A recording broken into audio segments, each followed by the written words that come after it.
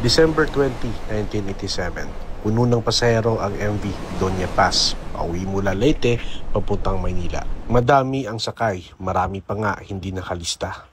Bandang alas 10:30 ng gabi habang karamihan natutulog, umangga ang barko sa oil tanker Vector. Gasolina ang laman ng Vector kaya pati dagat nagliyab. Walang crew na nagbibigay ng utos, nakakandado ang mga life jackets, kaya ang iba tumalon lang sa mga nag-aapay na tubig gamit ang maleta para lumutang. 2 oras lang lumubog na ang Doña Paz kasunod ang Vector. 25 lang ang nakaligtas. At hanggang ngayon, nananatiling isa sa pinakamalalang trahedyang pandagat sa buong mundo, ang MV Doña Paz, ang Titanic ng Asya.